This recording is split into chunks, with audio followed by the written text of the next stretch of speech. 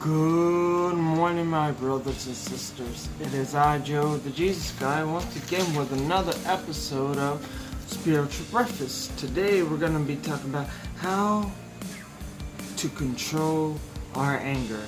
Now, many of us have been there. Many of us, all of us get angry, right? We get angry, right? We're going to be talking about how can we control it. Let's go now to Isaiah 64, verse 9.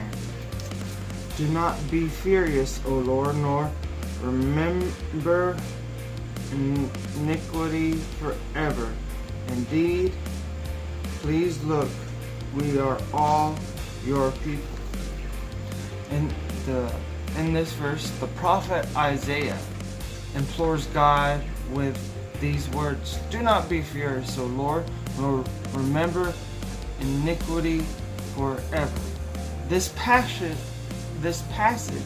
implies that God measures his anger in a way appropriate to each occasion.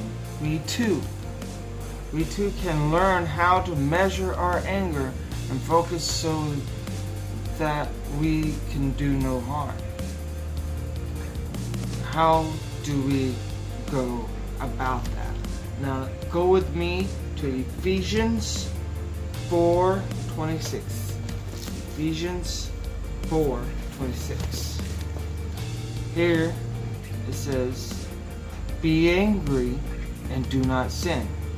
Do not let the sun go down on your wrath.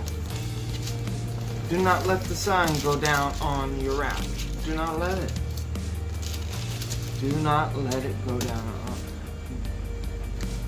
God exhorts us to control our anger so that we don't sin. What anger itself is not sinful. Anger is not sinful. Anger, everybody gets angry. Jesus got angry, but he did not sin. It can quickly lead to sin, though. It can. A line exists that we must not cross. How do we know when we have crossed it? Clearly, we must avoid verbal abuse and physical violence. But anger can lead to other sins just as deadly. Whenever you see the following in your life, you know that you have crossed that line. You see in Proverbs 29. If you're taking notes, write down this. 1.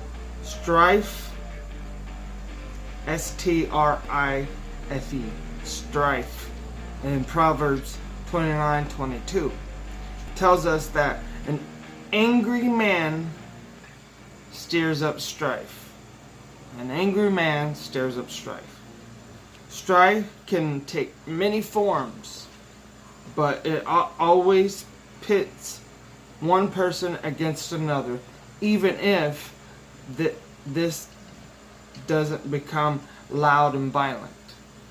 Isaiah warned against employers who took an unfair advantage of their workers, yet try to cover their tracks with religious observance. Indeed, you fast for strife and debate and to strike with the fist of wickedness, but it wouldn't work. You will not fast as you do this day to make your voice heard on high. That was Isaiah 58:4 if you're taking notes.